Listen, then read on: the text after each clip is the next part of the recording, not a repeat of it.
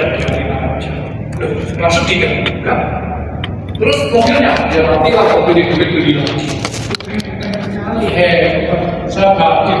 Inilah Buddha sejati ini. Ada kalau orang bisa kayak gitu kok Buddha. Ini loh, bukan Buddha, tapi dia bisa kayak gitu. Ngapain susah-susah? Biarin. Luar biasa. Ada teman kita uang sudah ngeluarin uang. Saya ada ini. Oh Pak, kita berbaik hati karena kita pergi bareng-bareng. Saya bayar. Sudah ngeluarin kok masa dikembalikan, kita lah dibayar. Jadi tukang parkirnya rezeki. Ya, ada orang-orang kayak gitu. Ya, jadi ayo kita bisa menerima bahwa hidup ini tidak ada yang kekal. Nah, yang berikutnya hukum sebab akibat. Misal ada seorang ibu ini, dia mempraktekkan Pancasila Buddhis jadi tidak membunuh, tidak mengambil barang tidak diberikan, dan seterusnya. Nah, lalu dia mengajarkan kepada anak-anaknya, jangan membunuh, dia jelaskan, jangan mengambil barang yang tidak diberikan, dia jelaskan. Jadi dia sudah mempraktekkan ya pada kepada diri. Jadi jangan ada teori terus praktek tidak ada. Ya. Atau seseorang yang yakin hukum sebab akibat, ya. Tidak atau yakin. Jadi kalau kita yakin hukum sebab akibat, kita tidak mendoakan bahwa bisa ini tipu lalu kita berdoa. Kata Rasulullah, Alhamdulillah. Cuma saya selalu berharap ya orang ya ini. Terus siapa? Yang didoakan semoga gila. Orang itu orang berdoa ya semoga. Ada ya. Sabar ya. Boleh coba sebentar lagi selesai. Silakan benar kalau ada yang bertanya. Ya, jadi ketika kita di pembelaan, dimaki A atau J, semoga jangan aku awas semoga kita berarti tidak mempraktekkan dharma berarti pandangan kita masih sama.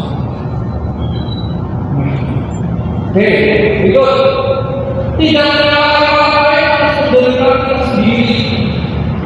Jangan karena gagal dalam pekerjaan terus, karena C, saya karena dia karena ini. Itu berarti kita itu tidak memiliki pandangan. Kita tidak mempraktekkan hal. Kalau selama pandangan benar kita itu masih kabur, ya, maka kita tidak bisa mempraktekkan dharma. Ya. Nah, kenapa pandangan kita bisa kabur? Karena kebodohan.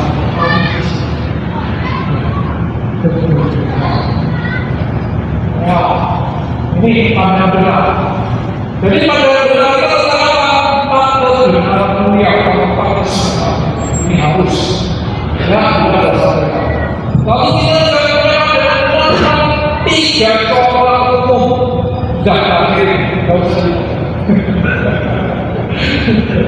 ya ketiga negara harus bisa terima, tapi jangan salah paham bahwa bisa cerita tidak usah menangis yang sedih kalau ada yang meninggal lalu ada teman ada satu rumah ketika itu yang meninggal lalu dia ada teman datang saya sedih sambil senyum ya kita itu juga maksudnya jangan terapi sampai bawa makan bawa bukan sedih itu tidak ada nangis nggak apa-apa tapi juga jangan tahu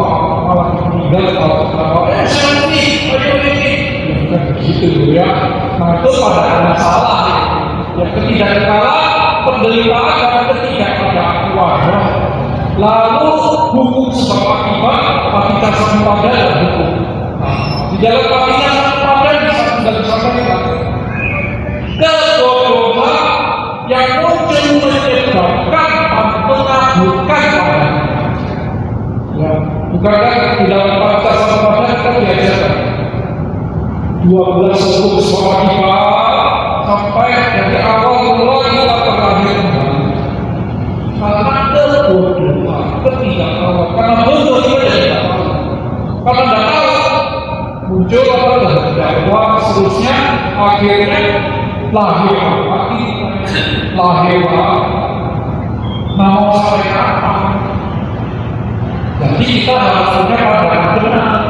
Dengan pandangan benar kita bisa menjawabkan 7 usulan dengan baik benar. Ya, saya bermaksud tadi katakan tujuan belajar agama budaya apa sih? Belajar untuk segera memperbaiki pandangan yang salah.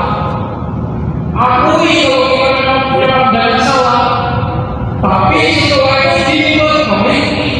Setelah dengarkan ini keluar dari orang yang perbaiki pandangan salah. Jangan dibawa sampai kita mati. Berarti kita akan terlahir lagi di kehidupan berikutnya. Katakanlah sebagai manusia, maka kita berusaha memperbaiki pandangan salah lagi. Kalau kita tidak terlahir lagi di kehidupan berikutnya, begitu terus. Kan tidak enak. Karena kehidupan ini penuh dengan penderitaan. Mari kita hidup terus. Oke. Semoga materi ini membawa kita ke memiliki pandangan ya, demikian dari saya. Terima kasih semuanya. Mari kita. Wes? Ngono tok.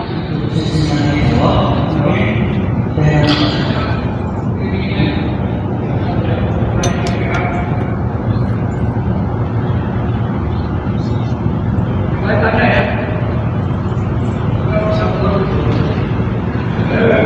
Romo apa tidak mengharapkan orang yang celaka itu kan salah satu prakteknya. Tapi kadang begini ya, Pak, kita belajarnya di Indonesia atau karena kalau habis itu misalnya baik orang ini setipu susah kayak gitu ya. Apa dia dapat anaknya? Maksudnya kita mengatakan semoga Berdua. kamarnya berdua. Apa sebaiknya kita tidak berdoa orang yang karena dengan kita berdoa orang yang baik kita sudah berdoa.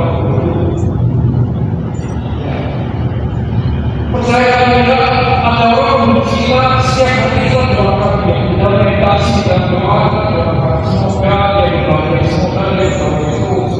Ada yang tidak boleh kemudian dia apa? Berusaha hilang.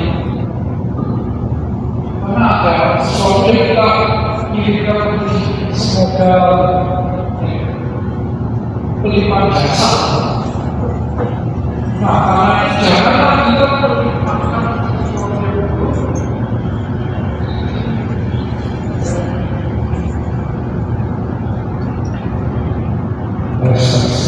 jangan sampai kita melibatkan sesuatu yang berubah dan orang tersebut.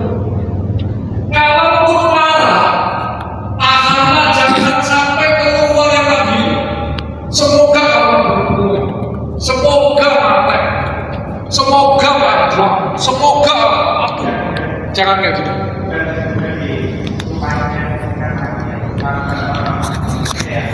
Semoga karma buruknya, semoga karmanya berbuah ya. Sama. Maksud saya sama. Ya, jangan kita doakan. Biarkan karmanya sendiri. Kapan berbuah biarkan.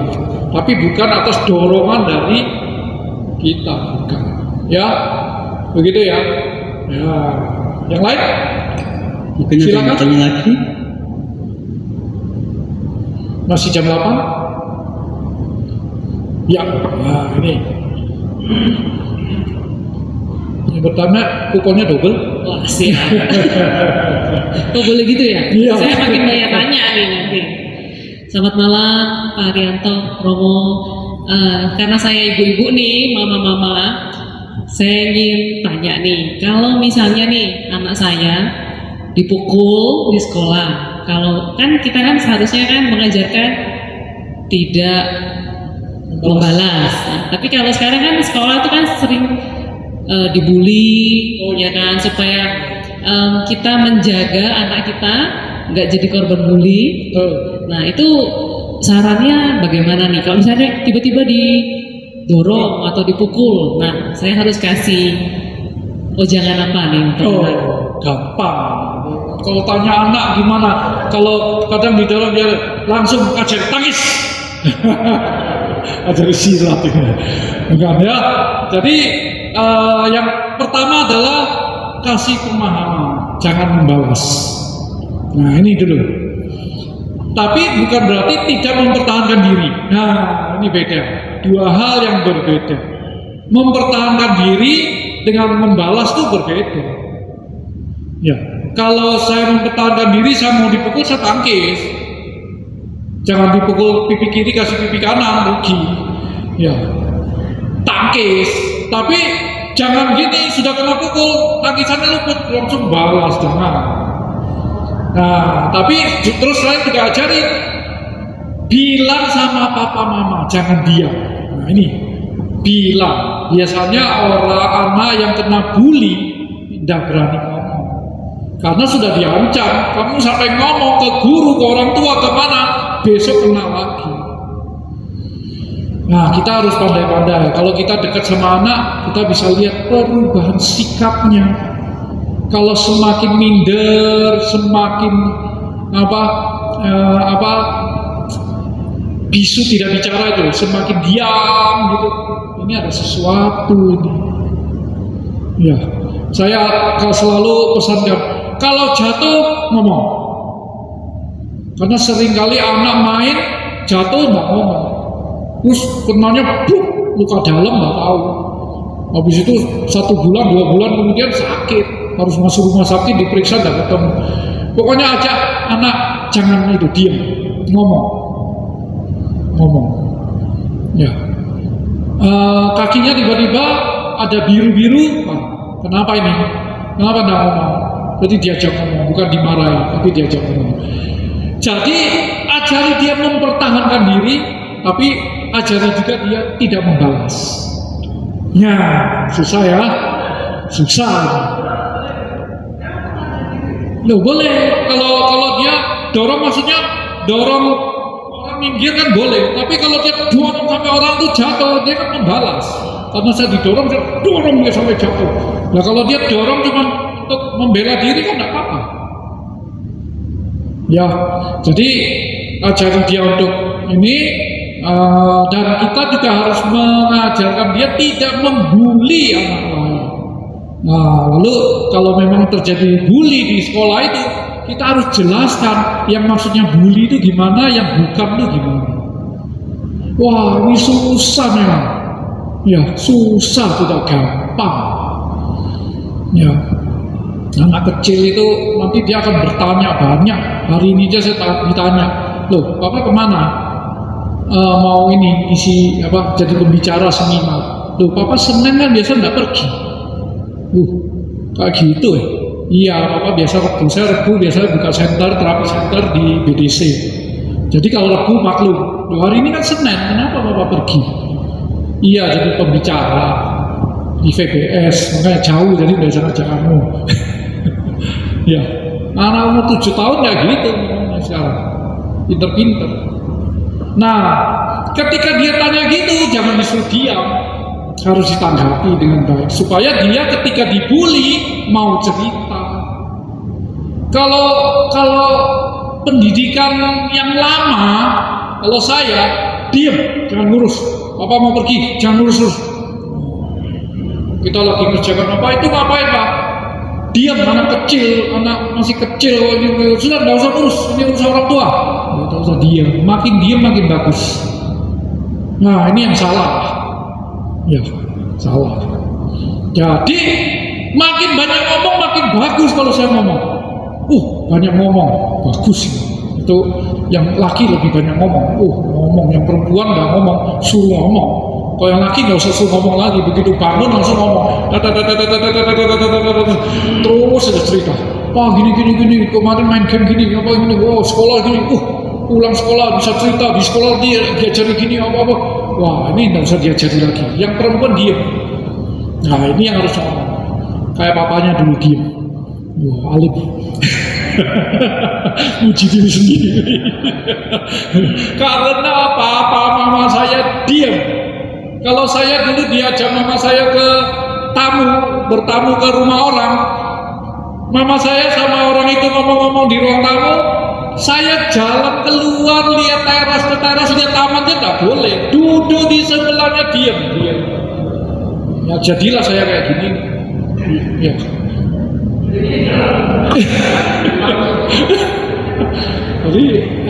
Jadi orang yang tidak kreatif misalnya. Jadi harus banyak ngomong, harus berani curhat, itu yang penting. Nah nanti kita jangan dikit-dikit langsung bela itu, nyalahkan yang lain. Nah ini juga hati-hati. Saya terutama kan masih sama ya umurnya ya. Itu kalau satu wadul ini kok bisa, kenapa?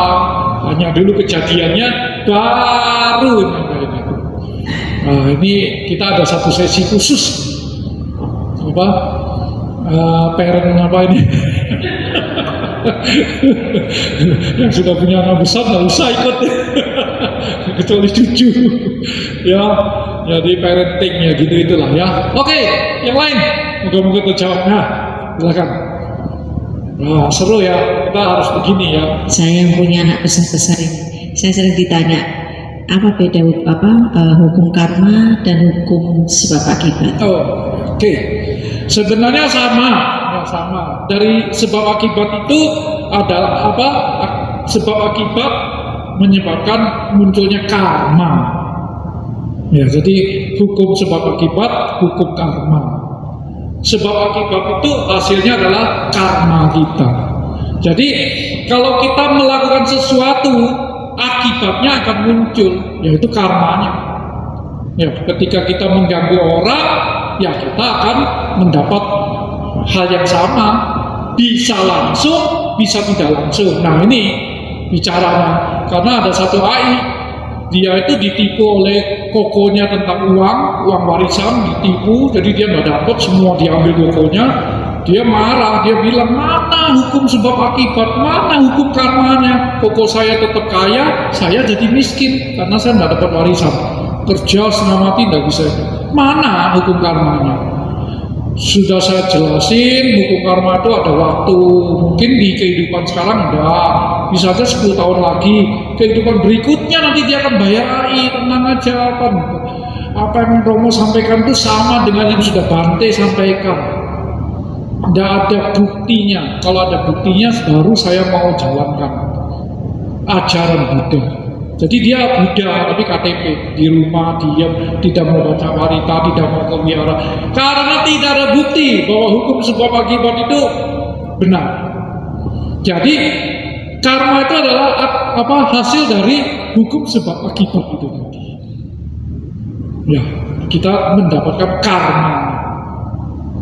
Ya, karena ada sebab, ada akibat. Apalagi di Paticca Samuppada. Sebab ada ini, maka muncul itu. Ya. Sebab ada kebodohan, muncul kehendak. Sebab ada kehendak, muncul ini. Sampai ke 12. Akhirnya balik lagi muncul karena kebodohan, muncul kehendak dan seterusnya. Ya. Begitu, moga-moga menjawab.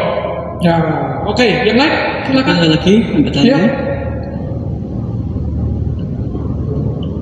Ya, wah ini. Silakan. Romo Sudi. Oke, Namo Buddhaya Romo, selamat Namo malam. Buddhaya. Ya, saya tanya Romo mengenai pandangan benar ini. Apa? Mengenai pandangan benar. Oh iya. Ya. Jadi orang yang belajar tentang pandangan benar itu menganggap bahwa dirinya itu si paling benar, kan? Jadi di situ malah muncul ego karena menganggap dirinya itu benar. Sedangkan di dalam agama Buddha itu harus menurunkan ego, ya kan? Jadi bagaimana agar berpandangan benar yang benar-benar benar. Dan yang kedua, meneruskan dari koko yang baju hijau itu tidak mengharapkan orang lain celaka. Nah, di sisi lain yang yang baik ternyata belum tentu benar. Seperti dokter lah, dokter kan memberi pasien morfin agar tidak kesakitan, itu baik. Tapi menurut saya belum tentu benar karena morfin itu kan ternyata memperpendek umur. Saya baca di artikel-artikel gitu. Jadi bagaimana pandangan benar ini agar benar-benar baik. Gitu. Terima kasih. Ya, terima kasih atas pertanyaan yang sangat sulit. Ya, ini ya malah muncul keakuan, ego dan sebagainya. Ya, itu karena kita tidak memiliki pandangan yang benar sehingga muncul tadi itu ego keakuan. Orang yang pandangannya belum benar-benar benar, ya pasti muncul ini, pasti suatu hari tidak bisa menerima anicca, tidak bisa menerima duka, tidak mau tahu tentang sebab akibat, diam aja karena dianggap karma. Ya, karena itu tadi pada titik tertentu kita akan ini, makanya kita itu Buddha mengatakan harus punya tekad berlatih diri. Nggak sekonyong-konyong hari ini dengar keluar ini sudah saya punya pandangan benar, nggak bisa. Berlatih diri, karena itu kita harus merenung ehipassiko. Coba lihat diri saya sudah benar belum, salahnya di mana. Kemudian carilah guru, bisa Bante, bisa Pandita atau siapa, untuk berkonsultasi, diskusi. Ya, buku kan banyak, bisa diskusi. Diskusi itu boleh beda pendapat, boleh sampai menemukan titik. Oh ini, jangan malah tambah melebar. Itu namanya debat kusir, bukan debat, tapi kita berdiskusi, menemukan kayak gini. Ya, jadi kalau ditanya bagaimana yang benar, ya terus membaca, mempraktekkan, terus melihat orang lain juga. Kita harus bisa belajar dari lingkungan, tidak harus diri sendiri ngalami dulu. Ya, sudah tahu orang ngomong, jangan jalan di Hair Muhammad itu macet tuh. Terus masa sih coba sendiri dulu, sudah macet baru, iya ya macet tuh. Ya enggak usah kayak gitu. Sudah dibilang macet ya sudah, percaya aja. Macet ya, jangan lewat sana lagi. Ya, di sana ada lubang. Masa sih ninja sendiri dulu, nyemplung baru iya ya ada lubang, enggak usah kayak gitu. Ya, di dalam teori sosial ada, kita tuh bisa belajar dari lingkungan, membaca. Orang ini berbuat kayak gini. Ya itu enggak benar. Ini berbuat gini enggak benar. Ya sudah, jangan diikuti, jangan dilakukan.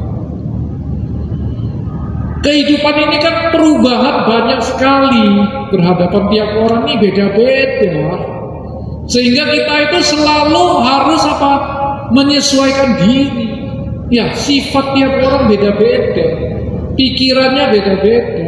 Ada yang sudah terlatih, ada yang belum, ada yang baik, ada yang tidak. Nah, kita harus bisa melatih diri kita supaya di semua kondisi itu kita tetap punya pandangan benar, tetap mempraktekkan Buddha Dharma. Itu tidak gampang memang. Makanya dalam suatu ceramah ada anak dulu di gedung yang lama itu, ada anak di belakang tanya Romo ngomong kayak gitu tadi, Romo sendiri sudah praktek tak? Gitu tanyanya. Ya anak muda biasa lah ya, nggak usah tersinggung, berarti saya harus copot selendang saya. Ya, saya cuma ngomong gini, kamu tanya kurang tepat. Tanyanya itu apa? Jangan sudah praktek atau belum? Pasti saya sudah praktek. Kalau saya ngomong pasti saya sudah praktek. Tanyanya itu berapa persen kamu sudah berhasil praktek? Nah kalau itu saya jawab. Saya bilang paling maksimal 10%. Lah orang-orang ribut gitu. Kok 10%? Iya, saya ini belum Buddha. Iya. Sekarang ngomong aja ini loh, materi ini bisa terjadi besok atau pulang nih pandangan saya salah ketika menemukan sesuatu, bisa loh. Dan setelah itu merenung apa baru, oh iya sadar diri, lain kali jangan lagi. Yang penting itu loh, itu kita bisa sadar diri, memperbaiki supaya berikutnya kita lebih baik. Jangan begini-begini terus sampai kita tua, sampai kita meninggal. Jangan begitu, sayang kita sudah melewati hari demi hari, jam demi jam begini-begini saja. Itu yang disayangkan. Ayo kita berlatih diri, praktek sekecil apapun praktek kita membawa kemajuan pada kita, sehingga kita terlahir di alam berikutnya, di alam bahagia atau terlahir sebagai manusia, bisa menjadi manusia baru yang lebih baik lagi, lebih baik lagi, lebih baik lagi. Ya, itu tujuannya. Yang duduk-duduk ada pertanyaan? Yang muda? Mungkin bertanya lagi? Wah, Bante yang tanya nih. Bante kuliah saya ada yang tanya Bante.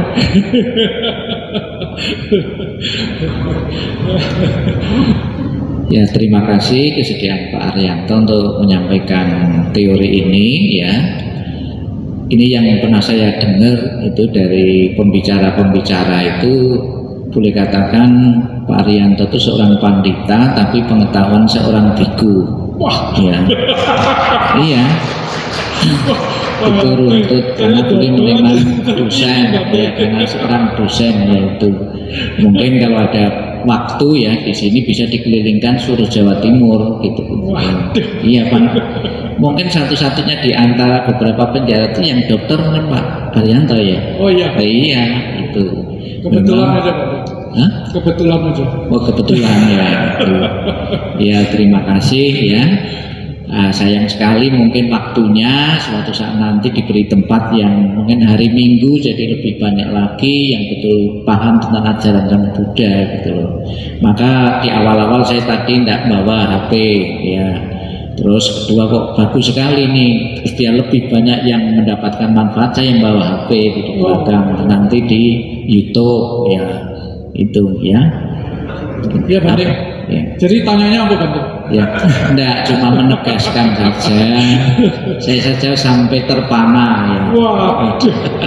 Ya terima kasih.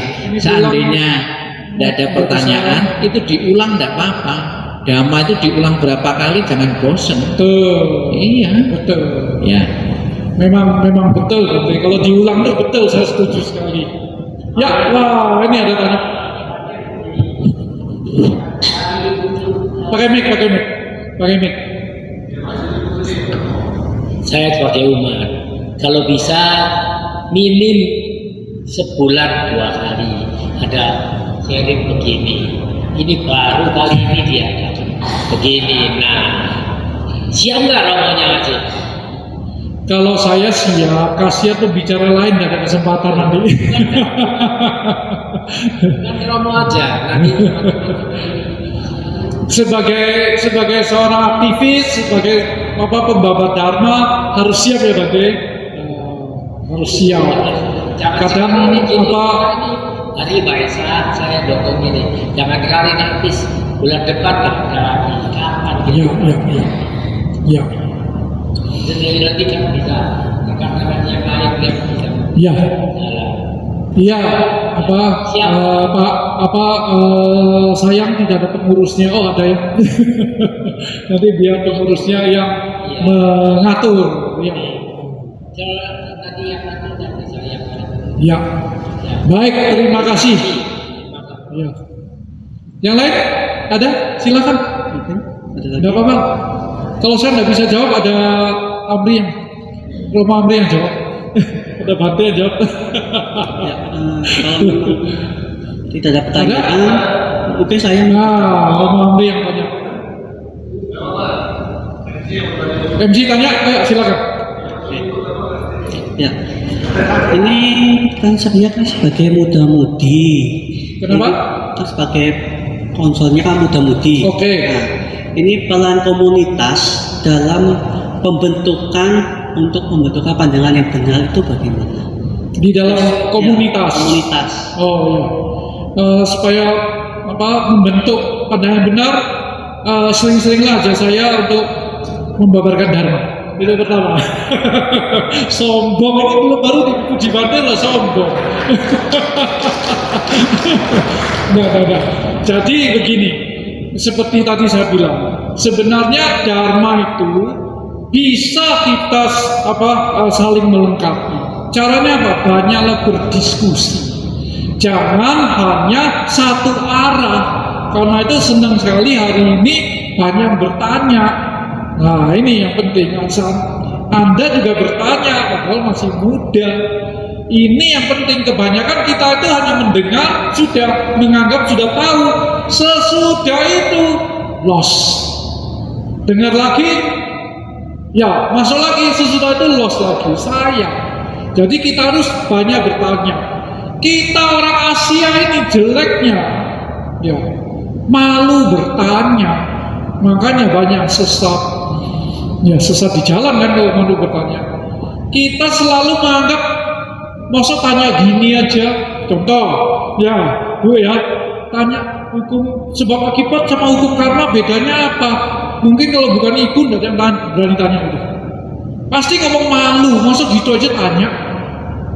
Padahal belum tentu yang lain itu juga tahu. Jadi tanyalah apapun. Mumpung kita ketemu seperti sekarang, jangan malu. Ya, bahkan ada orang datang ketika di BDC ya ini di BDC, terus dia gini, loh, saya ini loh baru pertama kali ikut, kok ada ya dhamma desana ada tanya jawab, dia ngomong gitu. Di mana-mana itu dhamma desana satu arah selesai, tidak ada tanya jawab. Nah, kita sering ada pertanyaan satu dua masih ada waktu, oke. Nah kalau ini lain, ini memang penghayatan dharma, namanya penghayatan. Ayo bertanyalah sebanyak mungkin. Nah begitu. Jadi saya sarankan kalau muda-mudi ya ayo berdiskusi karena pengalamannya di dalam menjalani kehidupan itu kan tidak sebanyak yang lain. Seperti saya bilang, belajar itu tidak harus ngalami sendiri dulu, tapi bisa belajar dari pengalaman-pengalaman orang. Seperti para pebisnis katanya, belajarlah dari orang yang sukses. Berarti kan baca bukunya orang sukses, oh begini, sehingga kita bisa ikut perilaku lah, sifat lah dan sebagainya baik-baik dari orang tersebut, sehingga kita berubah jadi seorang pebisnis. Mungkin belum sesukses dia, tapi arahnya sudah jelas. Demikian juga motivator, psikolog dan mengatakan kalau ingin jadi penjahat, coba kumpullah jadi sama penjahat, pasti jadi jahat gitu. 1 hari enggak, 2 hari enggak, 3 hari enggak, lama-lama pasti kok jadi penjahat. Cara berpikir mereka pasti masuk ke kita. Ya, kalau mau jadi maling, mau pencuri, kumpul aja sama mereka. Bicaranya tiap hari gimana kok nyongkel ini apa, masa lama-lama enggak terpengaruh. Suatu hari kita lihat sepi, kita nyongkel juga, nyoba kemampuan kita. Berarti kita sudah mencuri kita ini. Tapi kalau kita pengen jadi orang yang sukses, kumpullah sama orang yang sukses. Kumpul. Ada saya bilang gini, ada yang tanya, berarti kita tidak boleh berteman ya sama orang-orang yang bukan begitu. Berteman boleh, tapi tidak bergaul sama mereka. Teman saya yang narkoba ada, tapi saya tidak bergaul sama mereka. Saya kenal, say hello apa, kalau ketemu di mana oke, tapi saya tidak bergaul sama mereka. Bergaul itu maksudnya ketika mereka pergi kemana, nah pas ke hotel lagi ngisap-ngisap saya ikut, ya kena ketangkap lah saya. Wah heboh nanti, pandita budaya nak ketangkap karena narkoba, waduh, pasti tidak boleh lagi saya nginjak lagi di sini. Ya, oke, ya jadi jawaban saya, ayo ngadakan diskusi dharma, kelas-kelas begitu seminggu sekali ya, oke?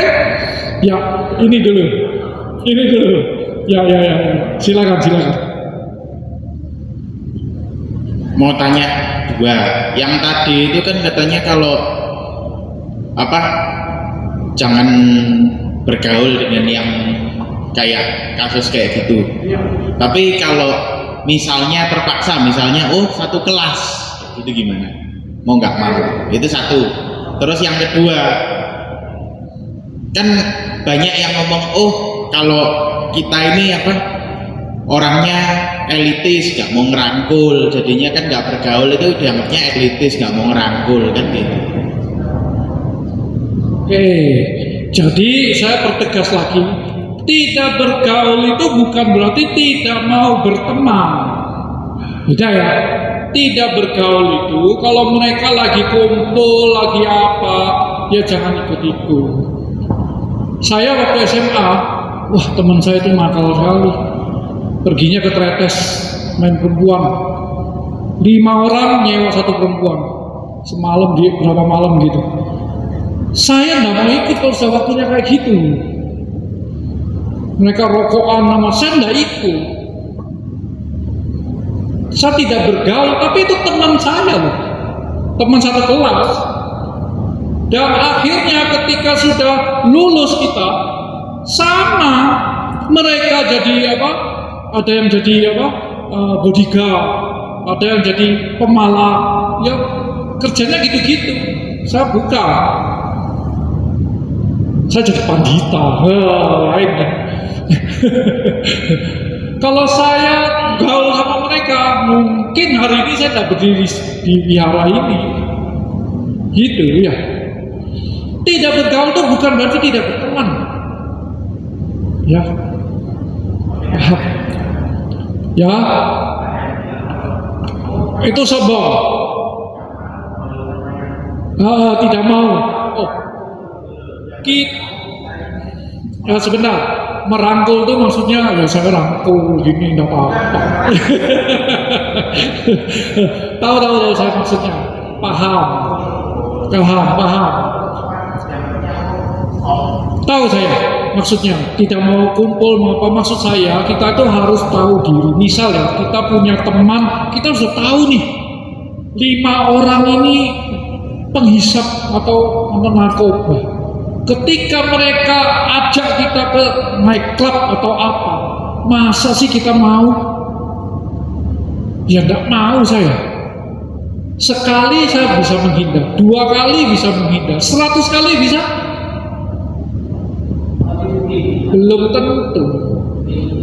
Ya, jadi bukan tidak mau merangkul. Kalau dia kesulitan di kelas pelajaran, ya tetap kita bantu. Kan konteksnya bukan sedang melakukan hal-hal jahat tadi, hal-hal buruk tadi, ya paham ya, bisa dibedakan ya. Kalau udah bisa nanti kita ngobrol lagi, ya. Moga-moga bisa paham. Oke, lanjut.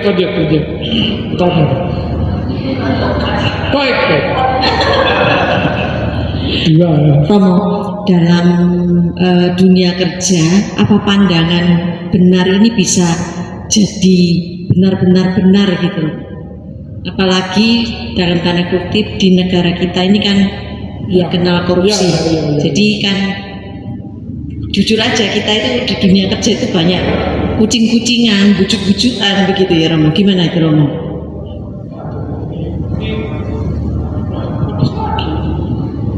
Kenapa nih?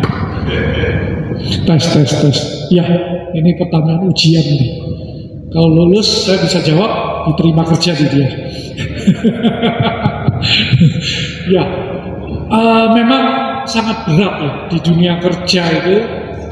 Jangankan dunia kerja, di kehidupan ini loh sangat berat kita menjalankan. Makanya kita itu tidak pernah mencapai pencerahan. Selalu ada kegagalan, ada toleransi. Pada saat tertentu bukan toleransi, tapi kita terpaksa atau dipaksa melakukan, betul? Ya. Ketika misalnya hari sesudah Idul Fitri, hari potong kambing itu, tidak mau nyumbang kok. Kena ya, perusahaan pasti diminta nyumbang kok, mendukung pembunuhan, gitu enggak? Ya itu memang ini. Nah, Buddha mengatakan yang penting itu niatnya. Niatnya. Kalau bukan karena niat kita melakukan itu, maka karma buruknya lebih kecil. Kalau memang niatnya melakukan itu, karma buruknya sangat besar. Sama dengan orang, jangan melakukan pembunuhan. Sebentar ya, nyamuk blek-blek, nggak sengaja, karma buruknya kecil. Tapi kalau sengaja nih,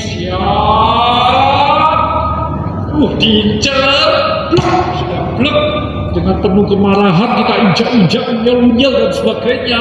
Puasa kamu, nah itu karma buruknya lebih besar. Ya. Kalau lagi pas tidur, nyaplek, ya sudahlah. Itu karma buruknya lebih kecil. Ya, tidak bisa dihindari. Makanya kita tidak mencapai pencerahan sampai sekarang. Dulu zaman Buddha aja susah mencapai pencerahan seperti sang Buddha. Apalagi sekarang sulit. Tapi kita berusaha menjalankannya, berusaha mempraktekkannya. Tidak gampang, tapi itu tantangan. Ya, saya yakin lah kita punya kebijaksanaan. Ya harus bijaksana. Ya bijaksana. Yang kapan ada pembicara bilang gini, saya kalau diminta pilih keluarga atau ini, saya pilih organisasi atau keluarga, saya pilih keluarga. Jadi kalau kayak gini, padahal dia pembicara, kalau ada kayak gini, anak saya misalnya nangis, ya saya urus anak saya dulu. Udah, sesudah ya tanya di waktu pembicaraan gini nggak enak, sesudah bubar saya tanya, nah kalau kamu tadi pembicara anakmu nangis, kamu biarin orang-orang nunggu? Ya enggak, Romo. Loh, terus gimana? Kamu bilang ngurus anak dulu. Kita harus bijaksana. Kalau memang saya bukan pembicara, mungkin saya masih boleh datang telat, ya saya urus anak dulu, enggak apa-apa. Tapi kalau saya pembicara, masa orang semua disuruh nunggu? Bukan nama baik saya aja loh. Masa orang semua suruh nunggu, apalagi ada sangha suruh nunggu? Ini gak pantas. Jadi ya terpaksa, kecuali anak ini tidak ada orang lain loh. Kalau saya tinggal sendirian, ya lain, kan masih ada mamanya. Ya mamanya selurus lah, ya kan, nangis ya tidak apa-apa sekali-sekali. Tapi kalau saya bukan pembicara, oke lah, saya dingin tidurkan dia dulu, baru saya berangkat. Telat 10 menit tidak apa-apa. Ya itu namanya bijaksana. Begitu. Ya, jadi saya jawab pertanyaannya, ya kita harus bijaksana. Sesuatu yang tidak bisa dihindari, masa gini, saya mau jalankan pandangan benar, akhirnya kena kasus sampai bangkrut, biarin, pokoknya pandangan benar. Ya enggak juga. Ya, jadi ya memang ada hal yang saya harus bayar, ya sudah, lakukan. Yang penting bukan niat dari awal saya melakukan itu, atau ada niat jahat saya agar apa? Misal saya bayar supaya pesaing saya ini jatuh, ya nah itu niat jahat. Itu akan membawa karma buruk, hukum sebab akibatnya akan berbuah sangat buruk nantinya. Begitu. Ya, nah moga-moga tercerahkan. Ya silakan. Enggak, Makin malam makin panas berarti. Kita mulai jam 10. Tadi nyambung masalah pembunuhan. Saya minta ikut mendukung. Harus ada ketegasan, tidak boleh membunuh. Boleh dibilangkan diganti dengan berupa uang. Jadi jangan membunuh. Harus ada ketegasan dari pihak agama Buddha. Pengaturan. Fokwe. Saya tidak paham ya. Ya, gimana? Tadi itu kan bertanya tadi Ya, tentang itu ada. Sebaiknya itu ada ketegasan dari wihara. Kita dilarang membunuh sapi, kambing. Itu maksud saya. Jadi itu bisa diganti berupa uang, timbang beras, atau setiap rakyat seharga sapi itu 10 juta diganti uang per orang dikasih uang. Iya. Jadi saya ketegasan. Baik. Loh, terima kasih. Sisi pertanyaannya. Kita di wihara memang tidak ada pembunuhan. Saya cerita ini kadang-kadang teman-teman kita meminta sumbangan agar kita juga ikut berpartisipasi membeli buah itu dan sebagainya. Ya berarti kita kan ikut berpartisipasi di dalam terjadinya pemotongan itu. Nah, saya biasanya kalau di kantor saya minta maaf saya tidak bisa. Oh iya, mereka sudah tahu. Tapi kalau di lingkungan yang tidak tahu atau di lintas agama mereka sudah tahu. Sorry ya, saya tidak ikut ya. Oh iya, tidak. Tapi kalau perusahaan biasanya kan diwajibkan. Nggak bisa lari, ya kan? Nggak bisa. Jadi ya yang penting itu bukan dari niat kita. Bagaimanapun meskipun diganti uang dan lain-lain, mereka mau melaksanakan ini kok. Jadi mereka pasti akan membeli hewan untuk dilakukan pemotongan. Jadi kita juga ikut berpartisipasi gitu ya di dalam melakukan itu. Nah maksud saya kita berusaha menghindari.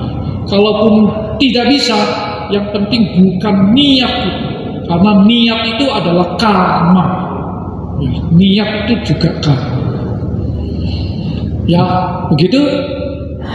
Yang lain ada? Oh, silakan. Wah, ini ada 2. Wah, senang banget kalau kayak gini banget.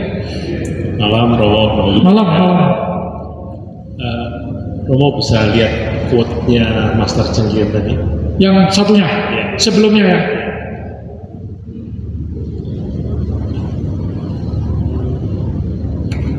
Bukan, quote-nya Master Cenggir. Ya. Yang belajar agama Buddha adalah. Oh, Master Cenggir. Sorry. Oke. Tujuan belajar ajaran Buddha adalah belajar untuk memperbaiki pandangan yang salah. Kalau kita berhubungan dengan lintas agama, ya. Biasanya itu kita lebih bisa memahami. Betul. Karena di sana ada perbedaan. Betul. Tapi justru kalau menurut saya di intern kita sendiri itu kita lebih susah karena semua merasa pandangannya benar. Ya. Karena sudah melakukan ini demi hal yang benar buat dia dengan ego masing-masing. Ya. Makanya pada saat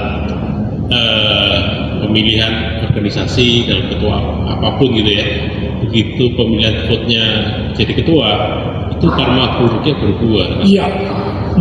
Benar ya? Betul. Nah, jadi mohon pencerahan.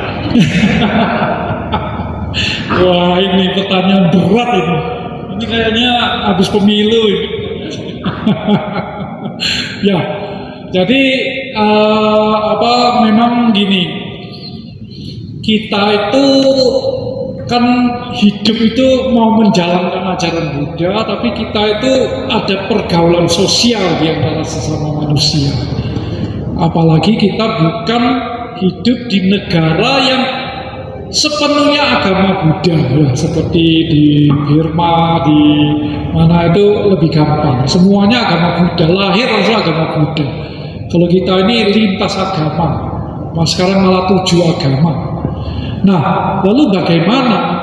Ya, Kalau saya ya kita harus pandai-pandailah menjaga diri, ya membawakan diri kita. Saya ada di dua organisasi lintas agama.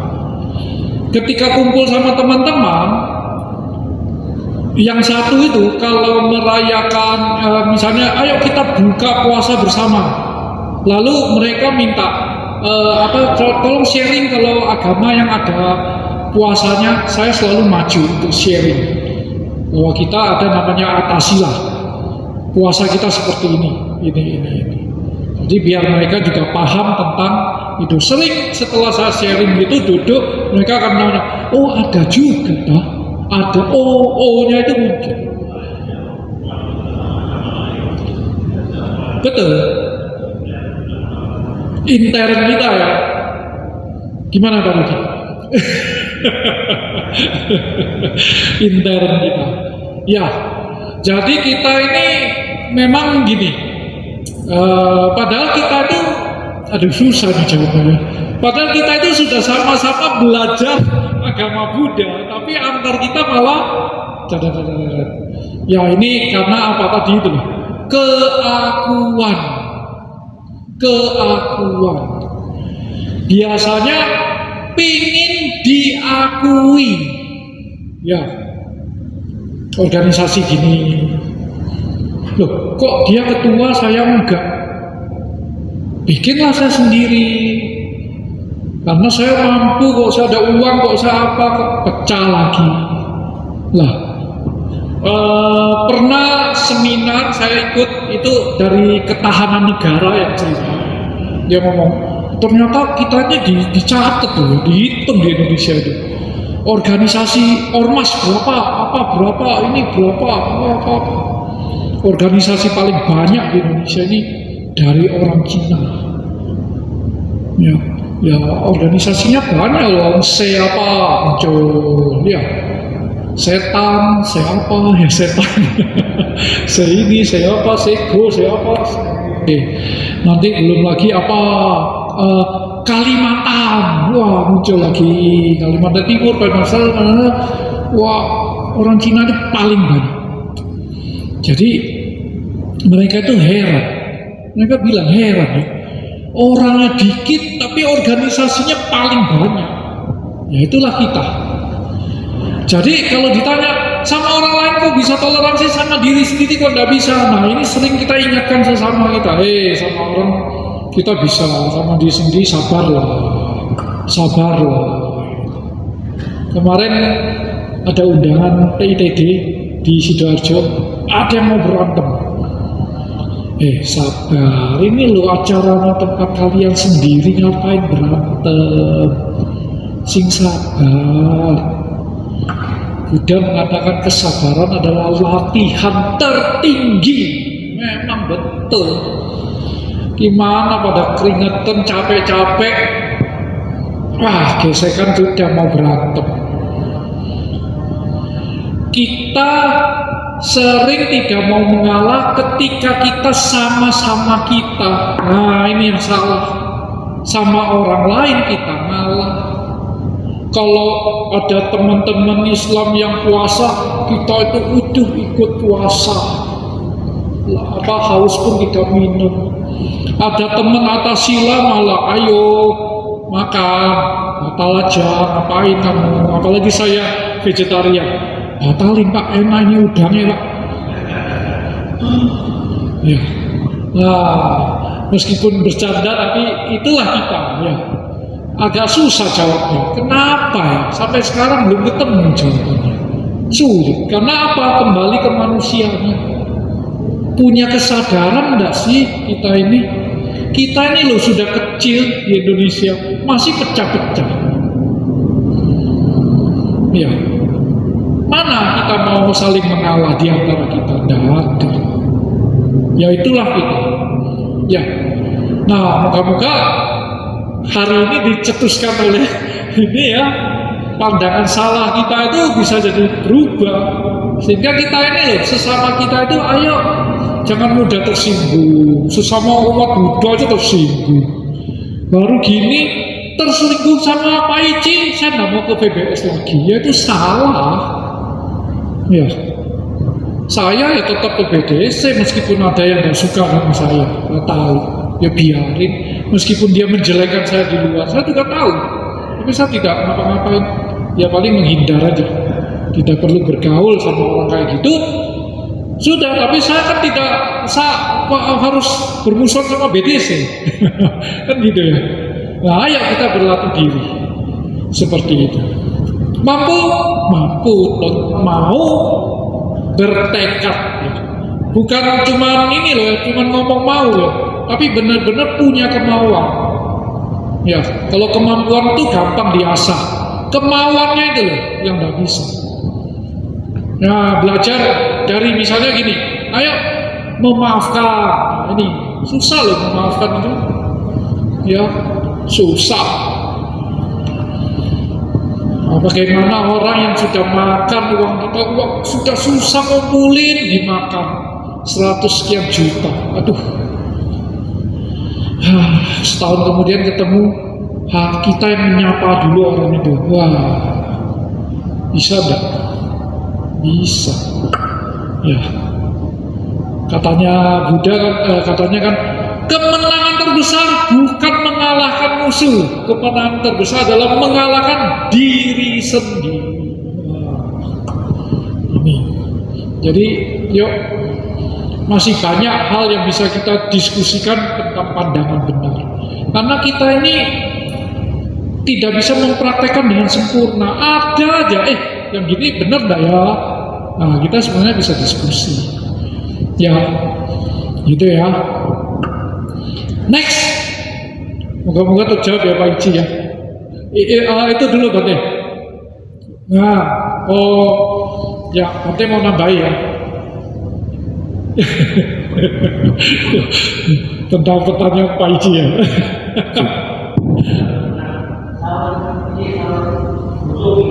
Ya, jadi saya menegaskan saja bahwa Bapak Ibu saudara sekalian sudah beragama Buddha itu merasa bangga sebagai umat Buddha. Ya, saya setiap bulan itu menerima orang-orang baru lewat itu pengaruh dari TikTok. Ya, itu orang-orang betul-betul baru cerita tentang latar belakangnya kenapa kok pindah beragama Buddha itu. Dia cerita itu ya. Memang dari beberapa itu yang saya lihat itu lebih banyak dari persentase karena perkawinan. Jadi dapat pacar yang beragama Buddha. Terus dari pihak wanita itu ikut beragama Buddha. Nah, ini kan ada dua kemungkinan ya. Terutama dipaksa oleh peraturan, ya dipaksa oleh peraturan di saat nikah kan harus satu agama itu. Namun itu sebuah pintu masuk ya. Pintu masuk bagaimana yang sudah beragama Buddha itu mempengaruhi atau mengecas dari istrinya ini. Sebab banyak sebulan ada beberapa suaminya Buddhis, istrinya non Buddhis. Dia mengakui saya itu belajar tentang agama Buddha itu tidak dipaksa suami.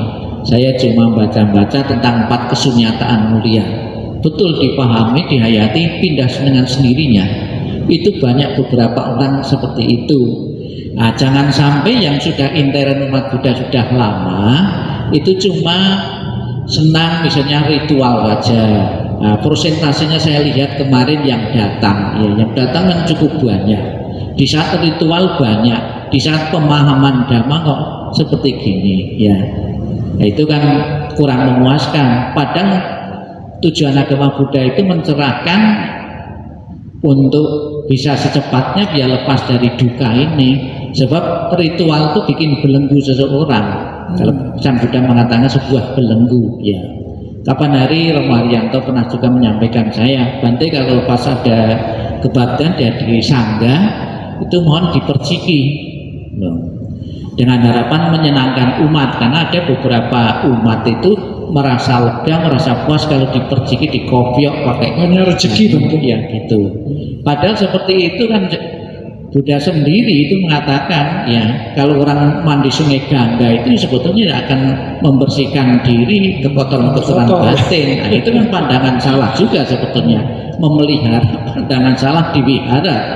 Nah gitu. Maka dengan pengertian seperti itu jadi gamblang. Jadi kebaktian ada pemercikan sama ndak itu sebetulnya tidak masalah. Ya itu. Kemudian juga ada teori dalam Dhamma. Dhamma itu bisa secara maksimal, optimal diterima oleh seseorang. Ada beberapa faktor pendukung. Yang pertama, ketika usia kita masih muda, ya, coba kalau masih kanak-kanak juga banyak mainan. Bahkan ada juga tidak sedikit usianya sudah tua seperti anak-anak, ya itu. Nah, dengan usia muda ini tua boleh, tapi semangatnya tetap muda, mau belajar. Ya, usia tidak menghalangi ya, tapi semangatnya harus semangat muda terus. Ini akan berlalu, ya. Saya kira dulu itu usia tua itu 70-80 tahun. Saya baru 54 tahun. Itu sudah mendalui rasa tua, harus pakai kacamata terus itu. Kalau enggak, terus pemahaman, pengertian. Kalau dalam beberapa hari enggak minum susu ya, itu daya ingatnya itu lemah. Mau ceramah itu banyak yang lupa. Ya. Ya. Itu pengalaman. Jadi jangan sampai ada sekalian. Ya. Misalnya saja banyak umat yang hafal tentang Pancasila Buddhis itu apa-apa. Hafal dong, di sini mungkin hafal semua atau Pancasila Buddhis itu. Tapi banyak juga yang tidak hafal tentang 8 ruas jalan utama ini. Ini kan sayang sekali, mestinya yang harus dihafal itu ya 8 ruas ini. Ya, logianya gitu ya. Jadi marilah kita bersama-sama menggunakan momen ini. Kalau nanti memang Bapak Ibu kurang waktunya sepekan ini, nanti tambah lagi ya. Gunakan kesempatan sebaik-baiknya mumpung masih muda, pencernaan kita ya, pemahaman kita masih bagus, sebab akan berlalu semua itu ya. Ya. Terima kasih. Ada pertanyaan lagi? Satu. Terima kasih Bante atas tambahannya.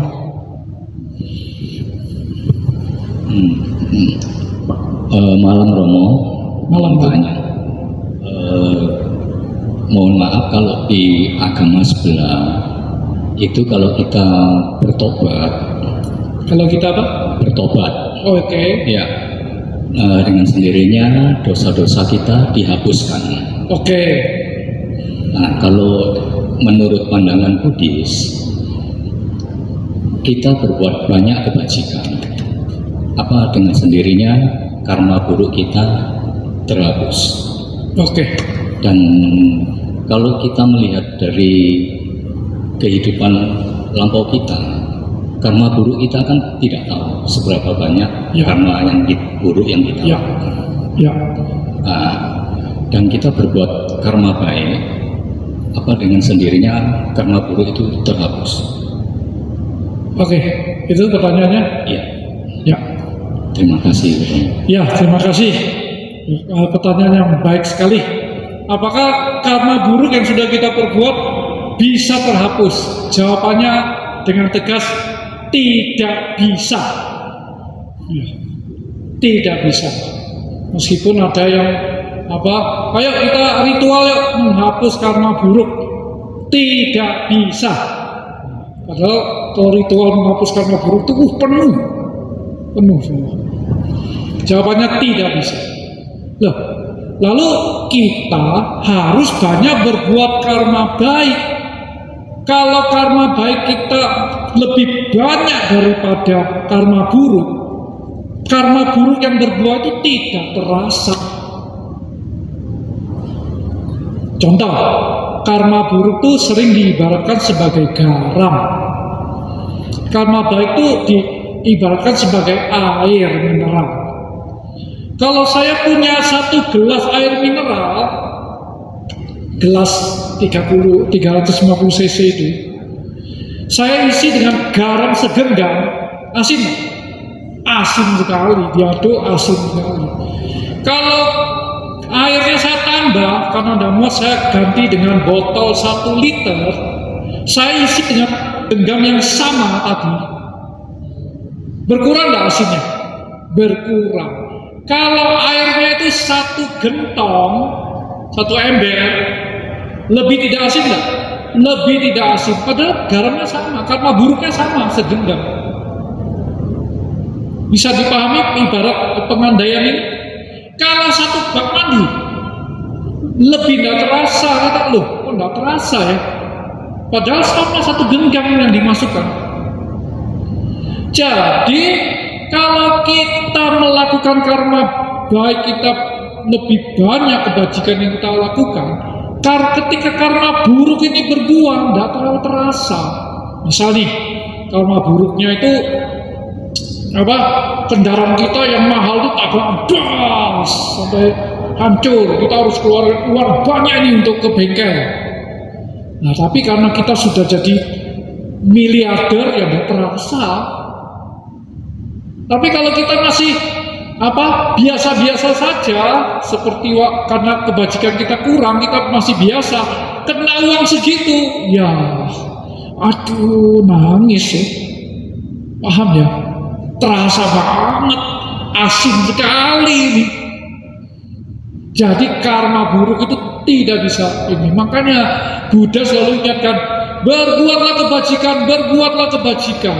Karena itu saya selalu ingatkan orang-orang setiap sekarang ini sering ceramah itu, ingatkan orang-orang, ayo datang ke wihara, jangan cuma gitu-gitu aja, baca parita dengan sungguh-sungguh, renungkan, praktekkan, jangan cuma datang, maaf, cuma dapat makan, tidak masalah, kita tidak akan mengusir, tapi bagi yang bersangkutan rugi 1000%. Hidup kok gitu-gitu aja. Ini loh, 2 tahun ini seperti Bante bilang, usia kita makin tua. Kalau pergi ke orang meninggal, kemarin aja mulai akhir-akhir tahun 2024 itu meninggal karena jatuh, meninggal mendadak, semua itu meninggalnya mendadak. Ada yang olahraga yang latihan komputer itu meninggal, katanya olahraga sehat, mati ya kan, waktu olahraga. Ada yang bulu tangkis semua olahraga sehat, bulu tangkis mati, basket mati. Jadi kematian tuh sewaktu-waktu kita itu harus ngumpulin kebajikan kita sebanyak-banyaknya. Ketika itu tiba, kita mungkin terlahir di alam yang lebih bahagia karena kebajikan, kan kita lahir dari karma kita sendiri, mewarisi karma kita sendiri. Kalau karma baiknya lebih banyak, ya berarti kan kita akan terlahir di alam yang lebih baik harusnya, kan begitu. Jadi tidak akan terhapus. Karena itu Buddha selalu ingatkan, berbuat kebajikan sebanyak-banyaknya. Kurangi perbuatan buruk, sucikan hati dan pikiran. Jangan sekali-sekali berbuat buruk, karena karma buruk itu jangan ditimbun. Kurangi. Nah, supaya apa? Tidak terasa. Kalau yang dulu kita belum mengenal Buddha, tidak ngerti, ya sudahlah. Ya, saya juga masih ingat kecil-kecil saya banyak, bunuh tikus, sampai sekarang ini nyeselnya luar biasa. Tapi mau gimana lagi? Ketika saya bisa, saya ini pernah mau tabrakan dos gitu, atau saya ini usus buntu sudah pecah, ya. Katanya kalau pecah itu 5 jam udah dioperasi, mati. Saya 7 jam. Ya. Masih hidup sampai sekarang. Bukan sombong. Orang yang lihat saya selalu, ya karena karma baik. Kamu merawat mamamu, ya sudah. Karma baik saya berbuah. Tapi karma buruk saya yang dulu belum mengenal Buddha, bunuh tikus, motong ayam, mau hemat kan? Orang dulu motong sendiri, bawa hidup-hidup, seger, motong sendiri. Saya ikut loh motong. Ya sudah, yang berlalu karma buruk saya biarlah. Tapi saya sekarang berbuat kebajikan sebanyak-banyaknya. Saya pernah acara ya di Wihara Pulang, acara di mana itu? Gedung yang di belakangnya McD itu. Malam gelap sekali, hampir setengah jam 12 lebih. Gelap, saya naik motor, tiba-tiba itu harus belok ya. Saya tiba-tiba nggak tahu ada yang menggerakkan saya agak melambatkan motor saya. Ternyata dari arah sana, wus gitu, motor lajunya kencang, tidak nyalakan lampu dan saya tidak tahu tiba-tiba, wah, aduh, hati langsung hilang. Duk. Sejak itu saya pelan, sudah mau sampai rumah sih, duk pulang, sudah mandi, ngomong sama istri saya, tadi itu hampir mati saya. Gila orang itu buanter itu, tidak nyalain lampu, tidak, wah, kenceng gitu. Dan saya heran, saya bisa ini. Itu saya artikan hidup saya masih dibutuhkan. Untuk apa? Ya untuk gini-gini ini loh. Berbakti pada Buddha, babarkan dharma mungkin, menyelamatkan orang dan lain-lain. Bukan saya hebat loh, bukan. Masih ada tugas yang harus saya selesaikan diberikan saya. Ya, tapi di sisi lain berarti kesempatan saya berbuat kebajikan tidak bertambah. Begitu. Sulit loh. Berdiri di sini, kalau saya ngomong gini penuh dengan kesombongan, ya bukan kebajikan juga. Saya cerita gini ya, tapi dengan penuh kesombongan, itu bukan kebajikan sudah. Sulit orang itu.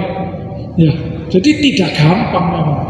Makanya ajaran Buddha itu intinya saja, tapi melaksanakannya tidak gampang. Karena itu harus berlatih diri. Makanya Buddha bilang, bertekad melatih diri. Ya, meskipun dikit, lama-lama jadi bukit. Begitu. Ya, terjawab ya. Jadi tidak bisa. Tegas saya sampaikan, tidak bisa. Ya, terakhir. Kita sudah jam 9 ini. Romo mau tanya, kalau misalnya kayak ini pandangan apalagi banyak di kalangan anak muda. Saya sendiri kadang punya pandangan kayak gini, kayak ngapain sih sering-sering, yang penting apa? Yang penting kan berbuat baik, kan ada yang ngapain sering-sering ke wihara, ngapain sering-sering belajar kayak gini, yang penting di luar berbuat baik apa, kan ada yang pandangan kayak gitu. Saya sendiri kadang kepikiran kayak gitu. Gimana? Ya, bagus sekali pertanyaannya. Gimana ya? Ya, banyak orang kita kan sering dibilangi, orang mau pindah agama Buddha, oh enggak usah, yang penting hatimu Buddha, yang penting darahmu Budayana. Saya kemarin ada berdarah kok enggak keluar Budayana itu, merah gitu. Ya, tidak bisa. Teori, praktek harus jalan sama-sama. Kalau kita praktek saja, ya seperti AI satu itu punya anak keterbelakangan mental. Terus dia tanya, Pak, bagaimana?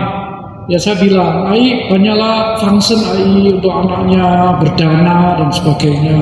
AI function itu ikan, burung, ini. Oh, saya tuh sudah sering berdana, Pak. Ya, ini orang yang tidak pernah ke wihara loh ini.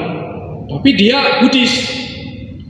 Saya sudah sering itu, kelenteng ada acara, wihara ada acara, saya masih nyumbang. Saya ngomong gini, kurang nih. Duh, banyak loh saya nyumbangnya berapa juta. Ya itu karena tidak pernah dengar dharma. Pandangannya jadi salah. Asal ngeluarin duit berarti sudah berbuat kebaikan. Itu baru satu kuku gini, nggak sampai satu kuku. Masih banyak yang lain kebajikan yang dia tidak lakukan. Paham? Nah itu berdagang, jualan. Bisa terjadi dia ngambil untung yang sangat banyak. Itu kan bukan ajaran Buddha. Ajaran Buddha itu sewajarnya. Tidak merugikan orang, tidak merugikan diri sendiri. Ya, baik untuk orang lain, baik untuk diri sendiri. Kalau baik untuk orang lain saja merugikan diri sendiri, ya jangan. Tapi kalau dia ambil banyak-banyaknya, berarti dia untung diri sendiri, merugikan orang lain, itu juga nggak boleh. Wah, jadi kita itu harus sejalan. Karena itu banyak orang yang hanya berbuat baik, tidak datang dengerin dhamma, tidak pernah ke wihara, sering tersesat. Tersesat, paham ya? Kan sayang sekali waktu yang dia buang sama, tapi kita sudah mencapai ini, dia masih mencapai sekian. Padahal dia dana, uang yang dia keluarkan banyak. Nah, tadi saya cerita ya, sama teman-teman banyak yang meninggal itu sudah ngomong, aduh kita ini ya sudah umur segini, kok belum pernah latihan diri, masih duniawi terus. Sudah ngomong gitu, kapan terus waktunya kita nanti nggak sempat latihan? Jangan-jangan kita terlahir lagi di alam manusia. Dia lagi ketemu enggak ya apa? Nah, jadi ada orang-orang yang mulai sadar, oh saya harusnya banyak ini, tapi tanggung jawab keluarga masih besar. Gimana? Jadi lakukan seimbang, dua-duanya harus jalan. Ada yang cuma baca parita, tidak pernah praktek, itu juga salah.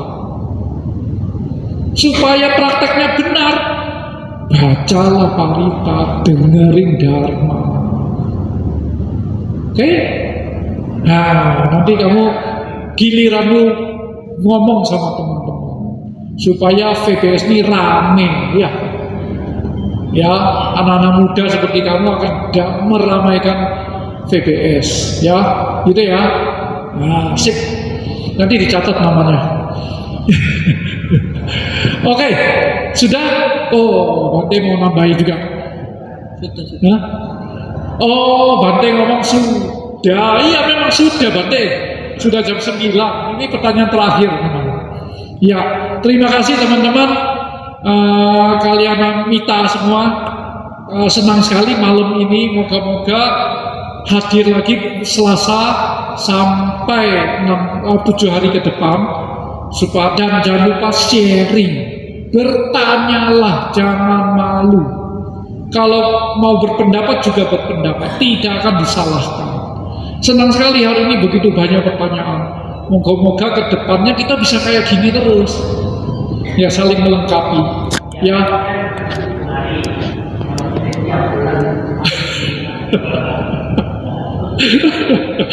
Ya, ada pengurusnya, biar pengurus dengan